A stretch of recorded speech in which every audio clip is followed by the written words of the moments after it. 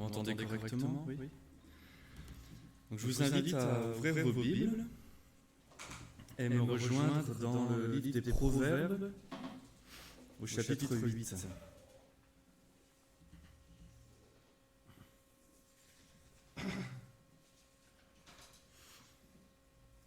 Proverbes chapitre 8. Je vais lire à partir de verset 32.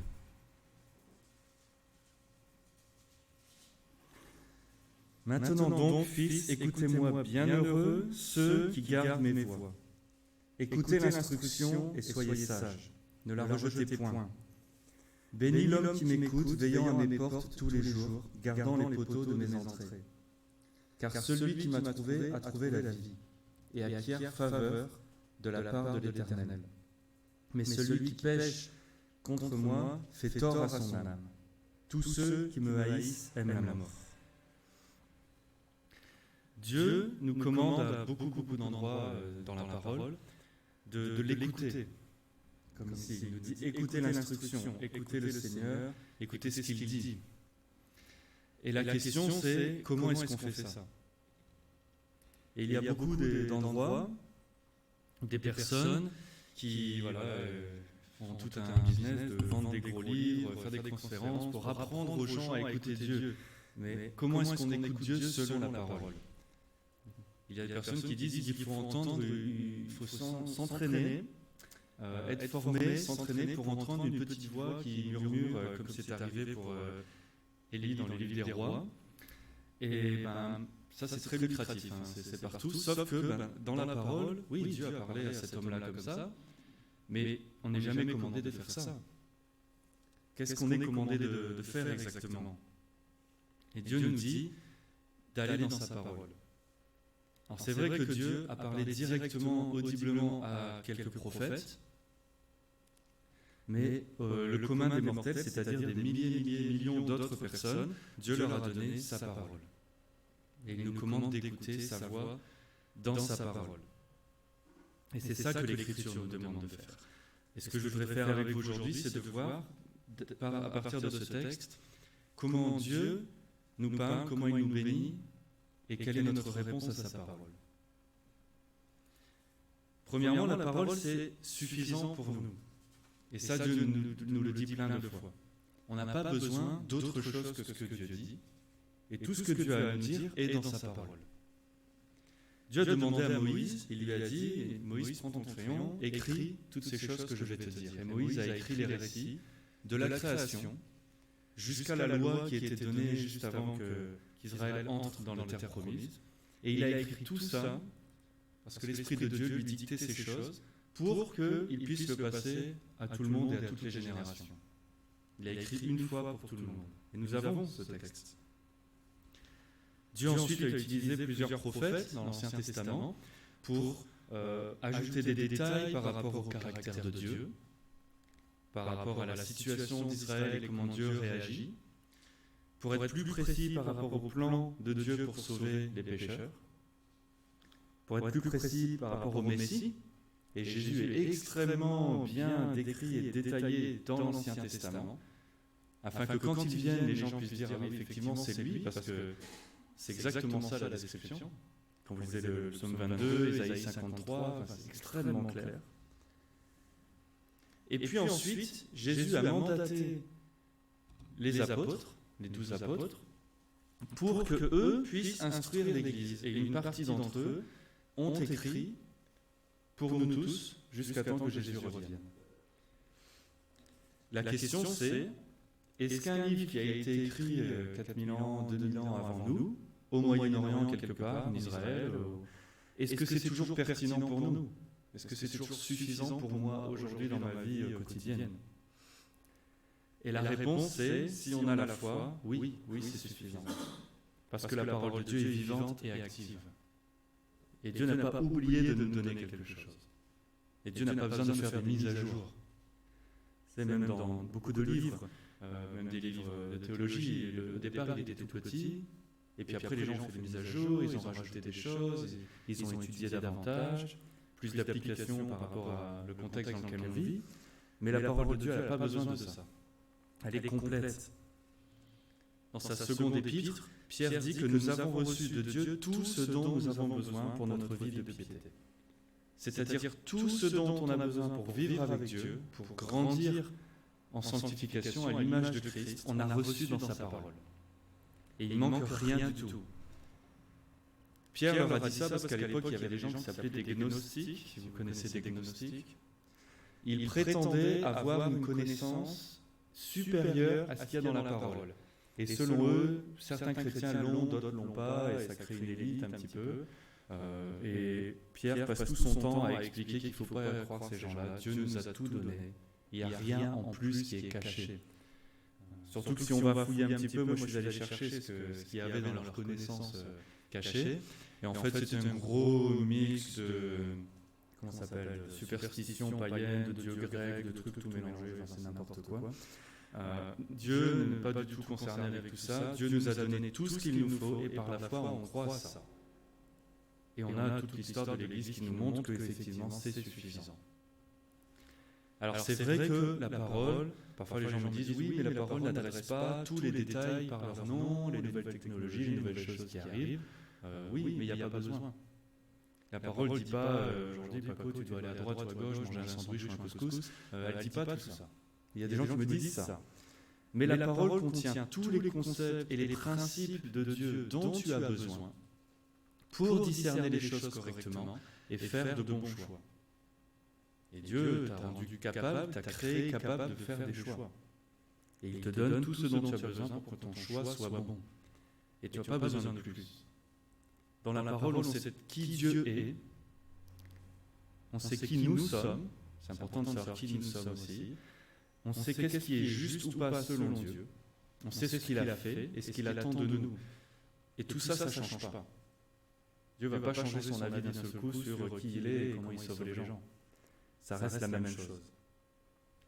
Donc si on est ensemble en Église, que l'Esprit de Dieu est avec nous, et que nous avons l'Esprit de Christ, l'Esprit renouvelé par Christ, nous avons tout ce qu'il nous faut dans sa parole, pour notre sanctification. Maintenant, si vous voulez vous perfectionner dans votre travail ou avoir des bonnes notes à l'école, il faut aller lire le livre qui est adéquat pour ça. Il y a des gens qui disent ouais, moi je suis allé à mon examen sans rien préparer parce que je peux tout faire par Christ qui me fortifie, et ben, il a eu 0. Et Dieu l'a béni quand même, il lui a béni avec la discipline de non, tu dois travailler, tu dois étudier. Il ne faut pas tout mélanger. Mais si on parle de faire des choix dans la vie, de discerner les choses, la parole est là. La parole lui aurait dit à ce jeune homme, écoute, tu dois faire toutes choses comme pour le Seigneur, et voilà, honorer Dieu dans toutes choses, et va étudier ta leçon. Quand on fait l'Église, c'est pareil. Quand on vit en Église, quand on sert Dieu, on veut le faire selon sa parole seulement, afin que toute la gloire lui revienne. Si on adresse les choses ou qu'on sert Dieu avec des méthodes, des choses qu'on a prises dans le monde et qu'on a rajouté des versets dessus pour que ça ait l'air chrétien, on ne rend pas gloire à Dieu. On rend gloire à la personne qui a fait la méthode. Mais si on fait uniquement ce que Dieu nous dit dans la parole, toute la gloire lui revient. Parce que quand Dieu va agir et que le fruit va être là, que les gens vont venir nous voir, parfois ils font ça, ils disent « Oh là là, comment tu as fait ça? Quelle méthode as-tu utilisée ?» On leur dit « Non, on a juste suivi la parole de Dieu, toute la gloire lui revient. C'est que lui. » Et c'est ça le but. Quand Paul écrit à Timothée, il lui décrit son église à Éphèse, il est le pasteur à Éphèse, et il y a vraiment beaucoup de problèmes, c'est vraiment pas une église simple, c'est pas facile. Et Paul lui dit, voilà ce que tu dois faire Timothée.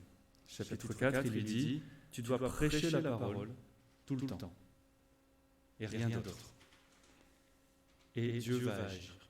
Il ne lui dit pas, essaie d'aller chercher des gens, trouver une solution, une méthode, embauche un psychologue, je ne sais pas. Non, il lui dit, tu prêches la parole uniquement, et Dieu va agir. Et Dieu va être manifesté dans cette église.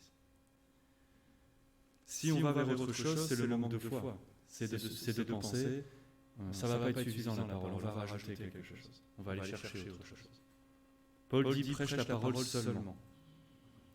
Martin Luther, vous savez, le réformateur allemand, il disait qu'il prêche la parole seul, et ensuite, parce qu'il est allemand, il va boire une bière avec ses amis. Et il dit, et pendant qu'il fait ça, Dieu agit dans le cœur des gens. Lui, il prêche. C'est Dieu qui agit. Il n'a pas besoin de prêcher autre chose que la parole.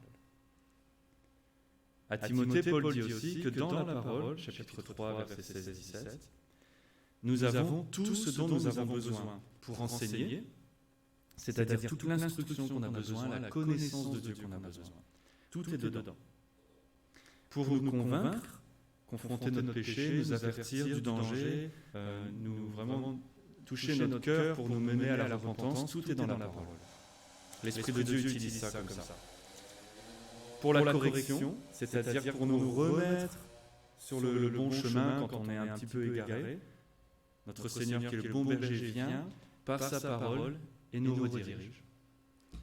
Et pour nous former selon la droiture de Dieu, pour nous apprendre à obéir à Christ, pour nous transformer comme lui. La parole est suffisante pour ça. Et l'Esprit de Dieu utilise toujours la parole de Dieu pour agir. C'est pour ça qu'il l'a inspirée, c'est pour ça qu'elle est écrite pour nous. Il n'y a que Dieu qui parle comme ça. Quand on lit la parole de Dieu, on reconnaît que c'est pas comme un autre livre. Il y a d'autres livres qui sont bien, qui sont pratiques pour d'autres choses. Mais quand on lit la Bible, on comprend que ça vient de Dieu, que c'est vraiment différent que les autres choses, que ça ne s'est même pas comparable. Quand je venais tout juste d'être sauvé, il y a ça, peut-être au moins 11 ans maintenant, peut-être plus, je ne connaissais rien, j'avais à peine vu quelques chrétiens, et je m'étais fait cette réflexion, je me suis dit, mais ces gens-là qui sont extrêmement vieux, on dirait qu'ils ont 120 ans, et ils sont dans l'église depuis qu'ils sont tout petits. Ils ont été à toutes les écoles du dimanche, tout ça, ils continuent d'étudier la même Bible. Et moi, je voyais ça comme un livre, comme il y a d'autres livres. Alors je me suis dit, ils ne sont pas fatigués de lire le même livre toute leur vie, tout le temps. À l'époque, j'avais pensé, si moi je lisais Le Seigneur des Anneaux tous les jours pendant 60 ans, je serais fatigué, même si j'aime bien. Mais en commençant à lire la Bible pour moi-même, j'ai compris comment Dieu travaille en nous, comment c'est vraiment différent que juste un livre avec des instructions. C'est Dieu qui nous parle directement par son livre. Et ça fait une grosse différence. Et la parole nous dit qu'on ne doit pas chercher autre chose. Et qu'on doit résister à une excitation quelconque, à avoir quelque chose de nouveau tout le temps. Parce que c'est génial d'avoir des choses nouvelles, on est content. Mais Dieu nous dit déjà que si c'est nouveau, c'est pas vrai, parce que lui nous a déjà tout dit, il n'y a rien de nouveau. Apocalypse 22 nous dit que si quiconque rajoute au texte, ajoute à la parole, il va être maudit. Donc on doit renoncer à ça. Par contre, l'Écriture nous montre en plusieurs occasions comment les gens ont vraiment eu le cœur qui brûle, le cœur touché, juste parce que la parole de Dieu leur a été donnée. On a ça dans Luc 24, quand il y a les deux disciples sur la route d'Emmaüs, et Jésus leur donne une étude biblique sur le chemin, et il leur montre tout l'Ancien Testament et comment ça montre Christ, et ils disent, est-ce que nos cœurs ne brûlaient pas quand il a ouvert les Écritures pour nous? Dans Néhémie 8, quand Ezra a retrouvé la loi, que les gens avaient oublié la loi, il l'a retrouvée. Il a construit un pupitre comme ça, et il a passé la journée à prêcher la parole aux gens, et tout le monde s'est repenti, tout le monde était convaincu de son péché, juste parce qu'il leur a lu la parole. Dans Acte 2, quand on voit l'église à la fin du chapitre, la toute première église qui est créée, ils se rassemblent tous les jours dans la cour du temple. Pour quoi faire? Entre autres, pour s'asseoir sous l'enseignement des apôtres, pour recevoir la parole de Dieu. Parce qu'ils reconnaissent le besoin qu'ils en ont, et qu'il n'y a pas une autre parole qui va les rassasier. Le peuple de Dieu écoute la voix de son berger, pas des autres voix. Et la voix de leur berger, de notre berger, suffit. On n'a pas besoin d'autre chose. On veut entendre ses commandements et agir par la foi par rapport à ça. Le peuple de Dieu n'a pas besoin d'être enseigné par les opinions des gens. Parfois les gens me demandent qu'est-ce que tu penses de ça? Je dis on s'en fiche ce que je pense, mais je peux te dire ce que Dieu dit de ça. C'est plus intéressant. Mon opinion à moi, après, si on est dans un dîner, si tu veux, je te le dis, mais c'est pas ça qui va t'édifier dans ta vie chrétienne. On ne veut pas du pragmatisme, on ne veut pas que les gens nous disent bon bah voilà, j'ai testé des trucs, ça marche, on ne veut pas l'expérience des gens. On veut la parole de Dieu, on veut entendre Dieu. Sa parole est suffisante et surtout elle est suffisamment claire pour tout le monde pour mener au salut. C'était une des erreurs de l'Église catholique romaine jusqu'à la Réforme, de penser, de dire que la parole est trop complexe, les gens ne vont pas comprendre, alors le prêtre seulement la lit et te redonne ce qu'il en interprète. Et la Réforme était là aussi pour dire non, c'est pas vrai. La parole est suffisamment claire pour que même un enfant peut la comprendre et placer sa foi en Christ. C'est vrai qu'il y a des passages plus complexes, qui requièrent plus d'études, pour ça qu'on va voir l'eschatologie bientôt. C'est compliqué, ça peut se simplifier, mais c'est compliqué. Mais pour ce qui est de qui Dieu est, qui je suis, comment je peux être sauvé de mes péchés, c'est très clair pour tout le monde. Il n'y a pas besoin d'autre chose.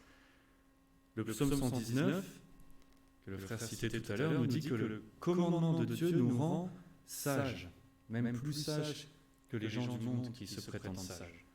Juste la parole de Dieu peut faire ça. Il nous dit que la parole de Dieu est une lampe à nos pieds, elle nous explique très bien où on est notre situation, elle est une lumière sur notre chemin, c'est-à-dire elle te dit très clairement là où tu dois aller.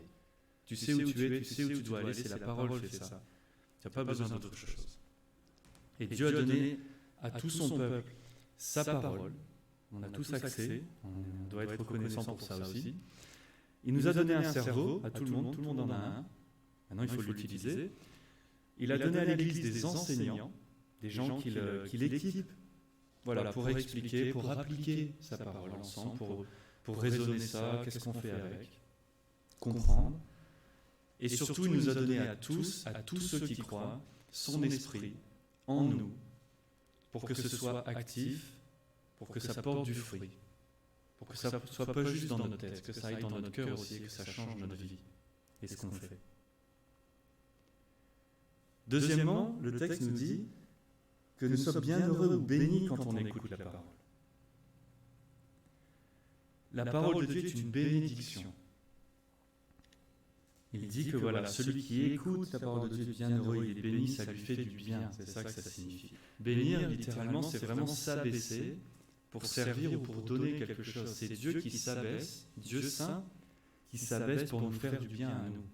Et il fait ça par sa parole. Psaume 1er dit que celui qui médite jour et nuit dans la parole du Seigneur, il est béni. Il est protégé des distractions, des pièges, des pécheurs et de tout ça autour de lui. Parce qu'il médite autant que possible dans la parole de Dieu. C'est ça qui lui fait du bien. Psaume 119 encore dit qu'il est béni avec la parole, qu'il est gardé pur grâce à la parole, qu'il est établi, qu'il est plus fort, plus sage, qu'il ne sera jamais couvert de honte, c'est-à-dire que la parole de Dieu ne déçoit jamais. Quand Dieu promet quelque chose, il le fait. Quand Paul dit au début du livre des Romains qu'il n'a pas honte de l'évangile, ça signifie ça, c'est-à-dire qu'il peut mettre toute sa foi dans l'évangile parce qu'il sait que Dieu est fidèle et qu'il ne va pas être couvert de honte à la fin. Que les gens peuvent se moquer de nous maintenant, mais au jour dernier, ils ne vont pas se moquer beaucoup parce que Jésus va revenir accomplir toutes ses promesses et on aura bien fait de placer notre foi en lui. Une personne qui ne vit pas avec Dieu, qui ne connaît pas Dieu, ne va pas le voir comme ça. Quand on n'est pas sauvé, si vous vous souvenez avant votre salut, la parole de Dieu, ce n'était pas très intéressant pour vous. On n'y voit pas grand intérêt, parce qu'on n'est pas capable de voir ce que c'est, parce qu'on ne connaît pas Dieu. Parce que la parole sans l'esprit, ça ne marche pas. Il faut les deux. On ne désire pas les commandements de Dieu quand on est dans le monde, quand on vit selon la chair. On n'a même pas envie de les entendre. Il faut voir comment les gens rejettent dans le monde la parole de Dieu. Pour eux, c'est dégoûtant, c'est offensif, ils n'en veulent pas. Ou alors, ils sont plus gentils et c'est juste ennuyeux pour eux.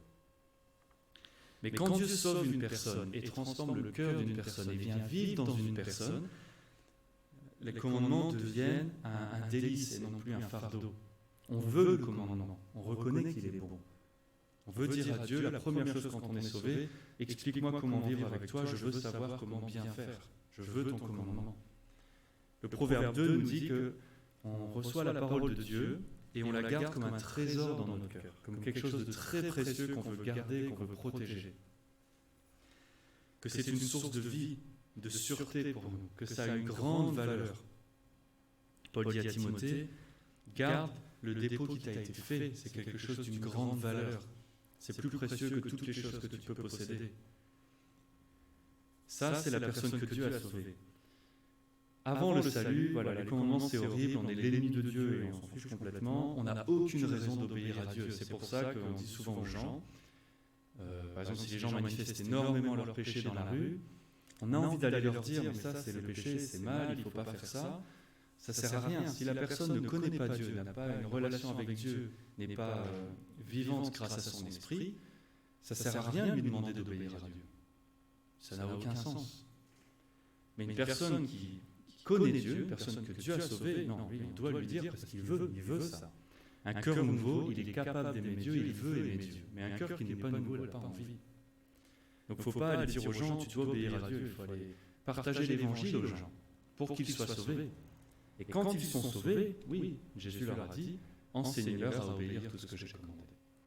Il faut faire les choses dans l'ordre, il faut reconnaître comment ça fonctionne. Une personne qui est morte dans le péché, Éphésiens 2:1, fait les choses à sa manière, il n'a pas envie qu'on lui dise comment faire.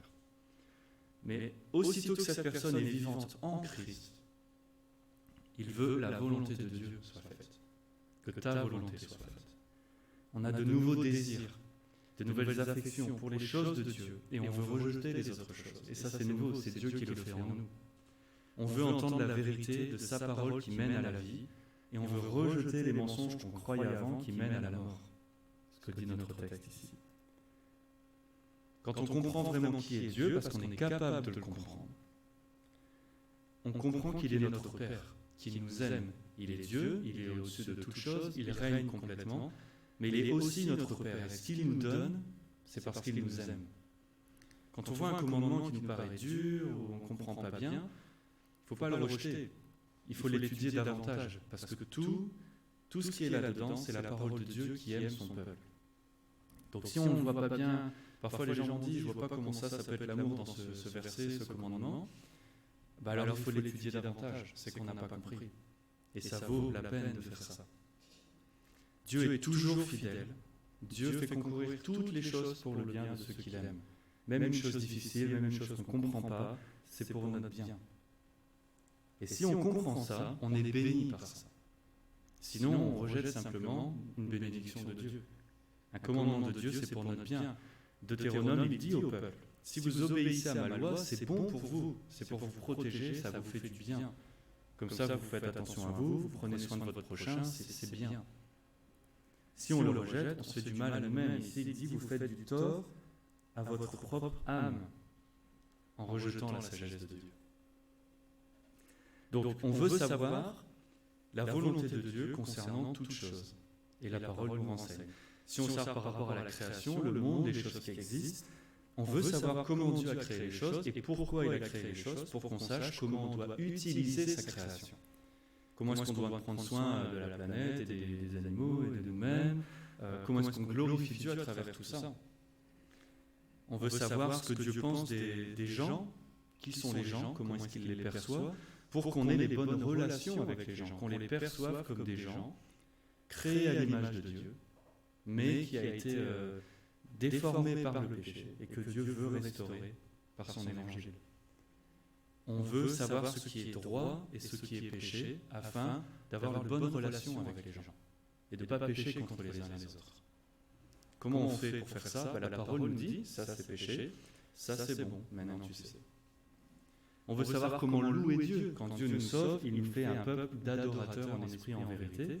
La vérité, elle est dans sa parole, l'esprit utilise la parole. On sait ce qui plaît à Dieu, on sait comment l'adorer. Pas comme nous on pense, pas comme notre culture dit que c'est bien, mais comment Dieu dit dans sa parole. On sait comment nos vies peuvent adorer Dieu et être un sacrifice qui lui plaise. Parce que dans sa parole, on sait comment faire. C'est très difficile de faire un cadeau à quelqu'un que tu ne connais pas. Mais si tu prends le temps de connaître une personne, et ce qu'elle aime, ce qu'elle n'aime pas, ce qu'elle fait dans sa vie, le jour où c'est son anniversaire, elle va vraiment être contente. Parce que tu vas lui faire un cadeau, peut-être pas incroyable, mais vraiment intentionnel, qui montre que tu connais cette personne, que tu as prêté de l'attention. Mais c'est pareil pour Dieu. Comment on offre notre vie en sacrifice à Dieu pour vraiment lui plaire, parce qu'on le connaît, parce qu'on sait ce qu'il aime, on sait ce qu'il n'aime pas. La mission de l'Église aussi, quelle est vraiment la mission de l'Église et comment l'accomplir? Il faut aller dans la parole de Dieu, sinon on peut être distrait facilement. Nourrir beaucoup de gens qui ont faim, c'est très bien, mais le faire sans leur donner l'Évangile, c'est manquer à la mission de l'Église. La mission de l'Église, c'est d'aller partager l'Évangile, faire des disciples. Maintenant, tout le bien qu'on peut faire aux gens autour de ça, il faut le faire. Mais il ne faut pas rater le centre. Sinon, c'est dommage. Et tout ça, c'est la parole. Quand Jésus prie, Jean chapitre 17, il prie pour son Église. Et il dit au Père, sanctifie-les, mets-les à part, sors-les du péché et mets-les avec toi, sanctifie-les par ta vérité, ta parole est la vérité. uniquement. Et les chrétiens, pendant les premiers siècles, étaient connus sous le nom des gens du livre. C'était les gens qui avaient le livre, pas un livre, le livre, et ils le connaissaient. Et les gens savaient, si un jour tu as une question à propos de Dieu, tu n'es pas un croyant, mais que tu commences à te questionner, ils savaient qu'il fallait aller voir ces gens-là. Parce qu'ils ont le livre et ils le connaissent. Ils connaissent l'auteur du livre. Il y avait une histoire quelque temps, j'ai entendu, je ne sais plus qui c'était malheureusement, un théologien ou un prêcheur. Il était sur son lit mort, il avait énormément de livres, énormément de livres, et il a dit à son assistant, apporte-moi le livre, parce que je vais mourir là dans 5 minutes. Il lui a dit, mais lequel? Tu en as des milliers. Il lui a dit, le livre. Alors il est allé chercher sa Bible, et c'est ça qu'il voulait. Quand Jésus prie, il leur dit aussi, il dit à Dieu, ils ont gardé ta parole. Comment? Pas parfaitement, parce qu'on voit les disciples dans la Bible, ils nous ressemblent, malheureusement ils pêchent, mais il voulait vraiment la parole de Dieu. Il voulait écouter tout ce qu'il dit et le faire, même s'il n'y arrive pas tout le temps, il voulait. Ce n'est pas une question de perfection, personne n'est parfait. Personne n'atteint un stade de perfection sur la terre. C'est une question de direction. Est-ce que je vais vers là où la parole de Dieu me dit d'aller? Est-ce que c'est ça que je désire ou est-ce que je suis encore un peu égaré avec d'autres choses? On est tous des travaux en cours, Dieu travaille en nous. Il le fait avec sa parole et son esprit. On ne peut rien faire sans lui, on ne peut rien faire sans sa parole. Si on veut marcher le chemin étroit avec Christ, on doit suivre le bon berger. Le bon berger nous parle pour nous diriger, et il nous parle dans sa parole. Et le texte nous dit aussi que la parole de Dieu est une bénédiction, mais aussi la discipline de Dieu est une bénédiction. Verset 33, il nous dit ça. Écoutez l'instruction et soyez sages. On pourrait traduire aussi avec la discipline, l'instruction de la discipline. La discipline, ce n'est pas la punition. La discipline, c'est une rigueur, une éducation, une formation, un entraînement. Si on écoute ça et qu'on est éduqué par Dieu, c'est bon pour nous. On est sage dans le sens où on va prendre des décisions selon Dieu qui sont bonnes pour nous. Et ça mène, il nous dit, à la vie. Si tu veux vivre, spirituellement parlant, il faut que tu te soumettes à l'instruction, la discipline de Dieu. C'est ça qui va te garder vivant. Tout comme on dirait à un enfant, va pas courir sur l'autoroute, sinon tu meurs. Il ne fait pas ça, il peut vivre. Dieu nous dit, ne va pas te mettre dans le péché comme ça. Comme ça, tu peux vivre. Reste près de Dieu et tu vis. Celui qui le reçoit, il est sage. Sage selon la Bible, c'est-à-dire selon pour les Juifs, la sagesse, c'est appliquer ce que Dieu dit, c'est faire quelque chose. En comparaison avec les Grecs, pour les Grecs, la sagesse, c'était avoir beaucoup de connaissances. Et maintenant, tu peux débattre, tu peux faire la philosophie. Pour les Juifs et pour Dieu, c'est non. Tu reçois la parole, tu comprends et tu fais quelque chose. Tu appliques la parole. Jacques chapitre 1, tu es dans plein de problèmes, tu te considères heureux, joyeux parce que c'est Dieu qui développe en toi des choses. Comment ça fonctionne? Verset 5, tu pries que Dieu te donne la sagesse, c'est-à-dire d'appliquer sa parole dans ta situation par la foi, et il donne généreusement à celui qui demande. À celui qui demande, il aide à appliquer sa parole. Et c'est ça dont on a besoin, d'appliquer la parole de Dieu. Si on le rejette, la parole dit qu'on est un insensé, on n'a aucun sens. On est ignorant, on ne connaît pas Dieu, on fait n'importe quoi. Proverbe 14 dit qu'il y a une voie qui semble bonne pour un homme, mais à la fin, elle mène à la mort. Il y a des gens qui vont nous dire, moi je pense que ça c'est bien, ceci, cela c'est bien, mais si ce n'est pas ce que Dieu dit, alors ça c'est pas bon, ça mène à la mort. Uniquement une voie mène à Dieu. Il y a un seul chemin vers Dieu. Il y a une manière de vivre avec Dieu. C'est selon sa parole. Dans Hébreux chapitre 12, qui détaille la discipline de Dieu, il nous dit que c'est une bonne chose aussi parce qu'elle confirme que tu es l'enfant de Dieu. Tu es l'enfant de Dieu quand Dieu t'a sauvé. Comment tu sais? Parce que Dieu prend soin de toi et qu'il te discipline, parce qu'on discipline toujours ses propres enfants. On ne discipline pas les enfants des autres. Moi, quand j'étais tout petit, je voyais des enfants faire des bêtises, que j'avais peur pour eux. Parce que je me dis, moi, je n'aurais même pas pensé à faire ça, parce que ma maman, c'est strict. Et je regardais l'enfant, et je regardais ma maman, et il ne se passait rien. Forcément, ce n'est pas son fils. Ce n'est pas son problème. Mais Dieu dit qu'un père discipline ses enfants, parce qu'ils sont ses enfants. Et c'est son amour de père qui met cette discipline, qui les instruit, qui les corrige. Donc notre discipline, c'est quoi? C'est des nouvelles habitudes, un nouveau mode de vie avec Dieu. Avant, je vivais comme ça, parce que ma culture, mon éducation, ma propre idée. Mais maintenant, j'ai réformé ces choses. Et je vis comme Dieu dit que c'est bien de vivre. Parce que c'est ça la foi. La foi, c'est de mettre en pratique les choses de Dieu en croyant que c'est bon et que c'est vrai et que le reste, on n'en a pas besoin. C'est comme ça qu'on vit par la foi, qu'on met en pratique. Que Jacques dit, tu as la foi, c'est bien, montre-moi les œuvres qui vont avec. Comment est-ce que tu vis en accord avec la parole de Dieu? Ou est-ce que tu cherches à vivre comme ça? Dans notre vie, c'est par exemple, on se lève plus tôt, on mange des meilleures choses, on étudie, on fait de l'exercice. C'est pareil, là, on se lève plus tôt, on étudie la parole de Dieu. On prend ce qui est bon, on rejette ce qui est mal. On rejette les tentations, on évite les distractions, selon ce que Dieu nous dit. Et ça, c'est bon pour nous. Si on veut être proche de Dieu et être utile à Dieu, il faut se soumettre à sa discipline, son instruction. Si vous voulez être un grand athlète, peu importe la discipline, il faut travailler beaucoup. Ces gens-là, ils ne sont pas sur leur canapé tout le temps et puis d'un seul coup, ils vont faire une compétition. Tous les jours, ils font du régime, du sport, plein de choses très difficiles, mais le résultat, c'est beau. Ils peuvent courir 100 mètres en quelques secondes. Si on veut être un grand musicien, c'est pareil, il faut aller sur son instrument tous les jours. Et on souffre un peu à faire ça, on se discipline, et le résultat, on peut jouer quelque chose de vraiment beau. C'est pareil pour la vie chrétienne. Est-ce qu'on met le temps et l'effort dedans à se soumettre à cette discipline parce qu'on veut un beau résultat qui va glorifier Dieu? Encore une fois, ce ne sera pas nous. Personne ne dira « il est incroyable ce mec-là ». Non, c'est Dieu. C'est lui qui fait ce travail. Est-ce qu'on veut que Dieu soit glorifié? Oui, alors on se soumet à son instruction, on vit comme il nous dit de vivre, et les gens vont voir Dieu à travers nous. Et c'est ça le but. D'honorer Dieu en toutes choses, d'être comme Christ, selon sa parole.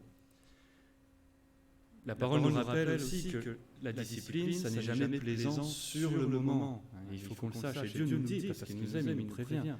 Il nous dit, attention, ça ne va pas être rigolo tous les jours, la discipline, la sanctification. Mais ça vaut vraiment la peine, parce que quand tu en récoltes le fruit, au fur et à mesure, tu es vraiment reconnaissant d'être passé par là. Dieu te met dans des étapes très difficiles, et voilà, par la foi, tu traverses, tu n'abandonnes pas, et quand tu en sors, et que tu rentres chez toi, tu remercies Dieu pour cette grosse difficulté que tu as vécue, parce que tu vois le fruit que ça a créé en toi. Comment ça a amélioré ta relation à Dieu, comment tu as pu repentir d'un péché qui te collait depuis longtemps. Tu remercies Dieu pour ce qu'il a fait. Que Dieu nous aide à nous contrôler, à crucifier notre chair, à être satisfait de ce qu'il nous donne et à pas toujours envier autre chose, parce que ça c'est naturel chez l'homme, l'humain. D'être un, Dieu dit à Paul qu'il l'a affligé d'une épine incroyablement douloureuse pour le garder humble parce que c'est bon pour lui. Alors Paul dit merci à Dieu. Et il endure. Parce que c'est bon pour lui et il le reconnaît. C'est pareil pour Job. Job, au début, il n'est pas une mauvaise personne, tout ça. Dieu est content avec lui. Il n'est pas parfait, il est un pécheur comme tout le monde. Mais Dieu est satisfait de Job. Et il dit à Satan, il dit, regarde Job comme il est incroyable. Moi, je l'aime beaucoup, il me plaît dans comment il vit. Il a sa foi, il la met en pratique.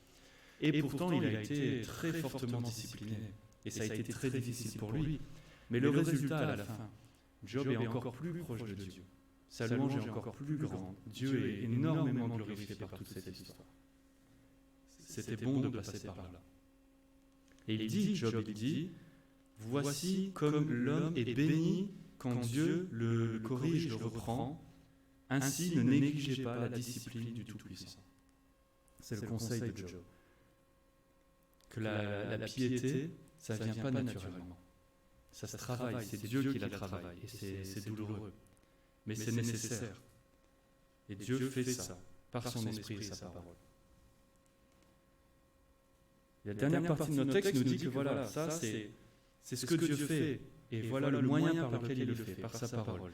Mais il nous dit qu'il y a une responsabilité là. Et cette responsabilité, elle incombe à chaque personne. On ne va pas le faire à ta place. Est-ce que tu reçois ou est-ce que tu rejettes? Et ça, c'est à chacun de prendre cette décision. Mais elle est vraiment importante. C'est vraiment une décision importante parce qu'elle a des conséquences éternelles. Moi, j'explique toujours aux gens quand on leur partage l'évangile, l'éternité, c'est vraiment long. Et tu veux faire attention, qu'est-ce que tu choisis? Parce que je leur dis, si tu rejettes Christ maintenant et que, même si je souhaite à personne, tu meurs ce soir, tu vas passer l'éternité dans l'état dans lesquels ta relation avec Dieu, elle est maintenant. Si tu meurs en étant l'ennemi de Dieu, tu es l'ennemi de Dieu pour l'éternité. Si tu meurs en étant réconcilié à Dieu par Christ, tu passes l'éternité avec Dieu. C'est vraiment une décision importante. Ici, il nous dit que celui qui reçoit la sagesse de Dieu, qui reçoit sa parole, il aime la vie, il aime Dieu. Sinon, il aime la mort, c'est-à-dire qu'il a choisi ce qui mène à la mort. C'est lui qui a choisi. Quand on pêche, on se fait du mal à soi-même. Quand on pêche, on remplace la vérité de Dieu par un mensonge et on agit par rapport au mensonge, au lieu de la vérité.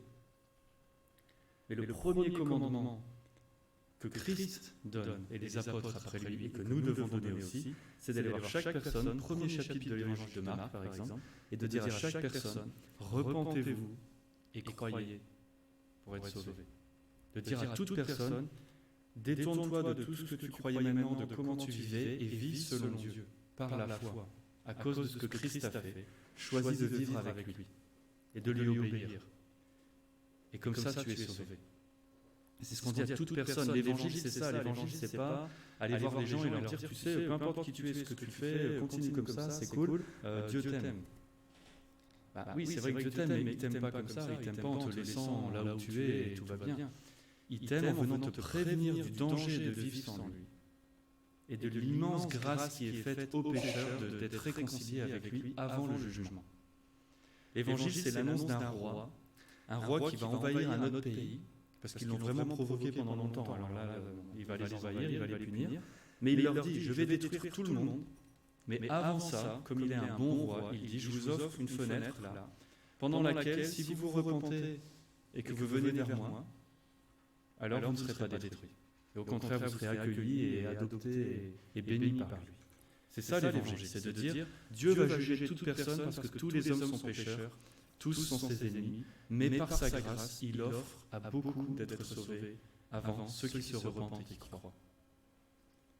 Dans l'évangile, il y a cette notion du jugement qui vient. Tout à l'heure, on lisait Jean 3,16, qui dit que Christ est venu dans le monde pour sauver ceux qui croient. Verset 17, il n'est pas venu pour juger, il reviendra pour juger. Il est venu pour sauver la première fois. Verset 18, quiconque le reçoit est sauvé, quiconque le rejette est déjà condamné, parce qu'il rejette le Fils de Dieu.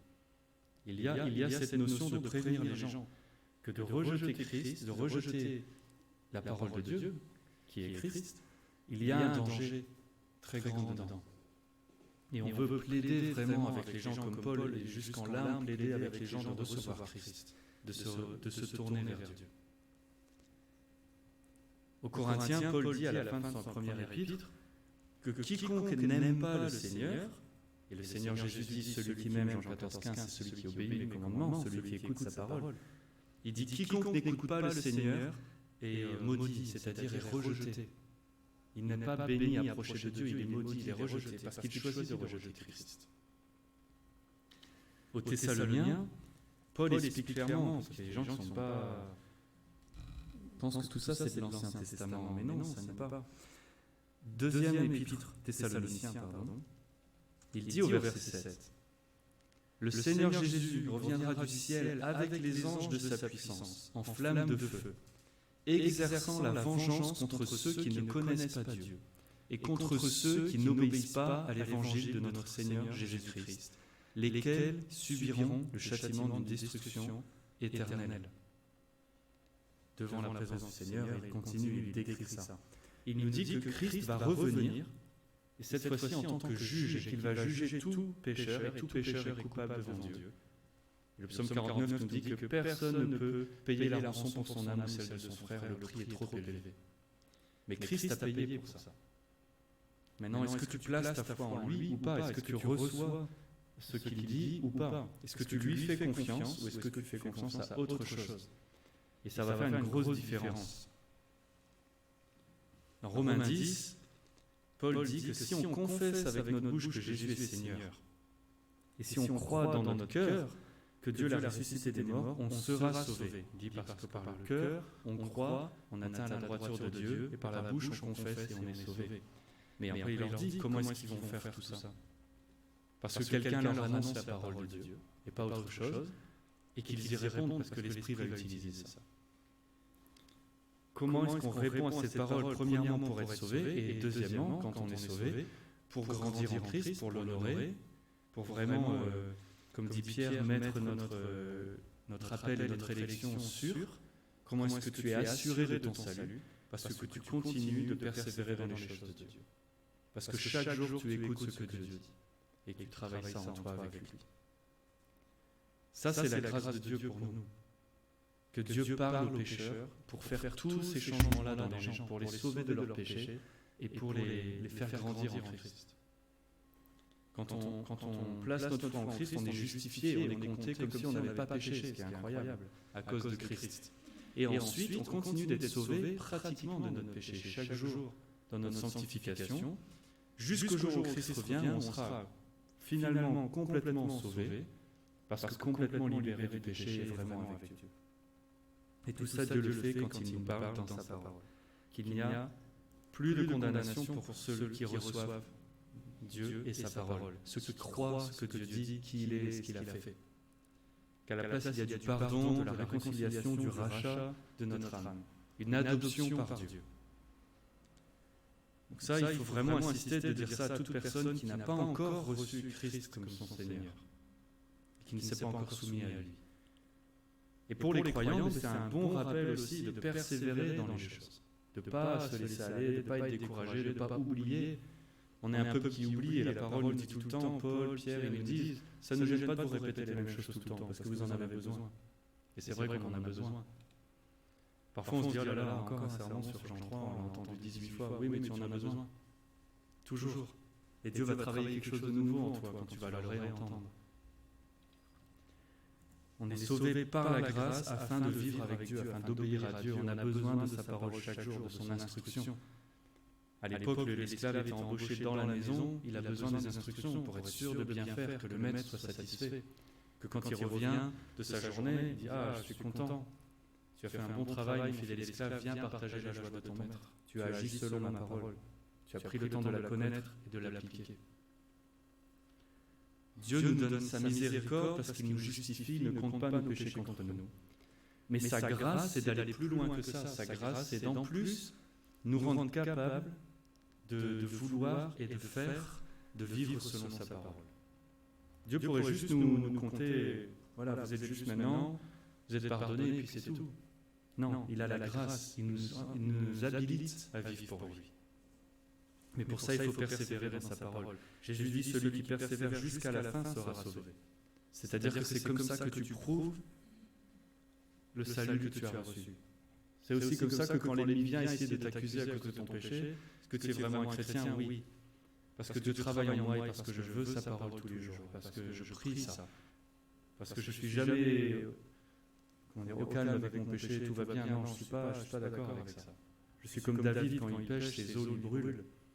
Et je veux la parole de Dieu, je veux être transformé, je veux être changé, je veux vivre avec Dieu. Alors l'ennemi ne peut plus rien faire. Si on lui résiste, il s'enfuit. Et pour finir, de se rappeler que la parole de Dieu, ce n'est pas juste le texte, c'est une personne. La parole s'est faite chair. La parole, c'est Christ. Si on reçoit la parole de Dieu, c'est Christ qu'on reçoit. Jean chapitre 1 dit ça. Dans l'évangile de Matthieu, Dieu intervient et il dit « Celui-là, c'est mon fils à la transfiguration. » Et il faut l'écouter. Dieu nous dit « Écoutez mon fils. » Comment est-ce qu'on l'écoute? Il nous a donné ses Écritures. Nous avons tout ce texte pour nous. Tout est à propos de Christ et comment vivre avec Christ. Un prédicateur que j'aime beaucoup dit que l'Ancien Testament présente Christ, annonce Christ, le Nouveau, les évangiles le présentent, et les épîtres nous expliquent comment vivre avec lui. Donc on veut tout ça. Il nous faut que nous lisions, étudions, prions, méditions sa parole. Donc pour en venir au début, comment est-ce qu'on écoute Dieu? Passez du temps dans votre Bible. Il y a des prédicateurs que j'aime bien qui s'amusent à dire que si tu veux entendre Dieu te parler, il faut que tu ouvres ta Bible. Et si tu ressens vraiment le besoin que ce soit de manière audible, tu peux demander à quelqu'un de te le lire à haute voix. Mais de réaliser la bénédiction que c'est d'avoir cette parole, que c'est vraiment un don par la grâce qu'on ne mérite pas du tout, mais que Dieu nous bénit avec. Dieu saint vient parler aux pécheurs pour leur faire du bien. Et de toujours se rappeler ça pour ne pas négliger un tel don que Dieu nous a donné. Amen. En prions ensemble. Seigneur notre Père, on te remercie infiniment pour cette parole que tu nous as donnée, parce que c'est ton amour et ta grâce. On te remercie pour ton Fils qui est venu sur la terre pour vivre à notre place, mourir à notre place, que tu as ressuscité, afin que nous soyons capables de venir à toi, d'être pardonnés et d'être habilités avec un cœur qui t'aime, un cœur qui veut te connaître, un cœur qui est progressivement transformé. On te remercie pour ton esprit en nous, sans quoi on ne pourrait rien faire du tout. Et on te prie que tu continues de développer en nous un désir pour ta parole, un désir pour être changé, un désir pour t'obéir par la foi, juste pour te plaire, juste pour te louer. On sait qu'on n'a rien de plus à recevoir, tu nous as déjà tout donné gratuitement, tout est pour ta gloire. Et en réponse, on veut que notre vie soit un sacrifice de plus en plus agréable à toi. Et Seigneur, que ça puisse porter un témoignage, que ça puisse faire briller ta lumière au milieu des gens qui ne te connaissent pas, afin que eux aussi reçoivent ta parole et soient sauvés. Et on te remercie pour ta fidélité, pour tes promesses que tu sauveras tout ton peuple, et que tu reviendras pour ton Église. Et on te prie au nom de Jésus. Amen.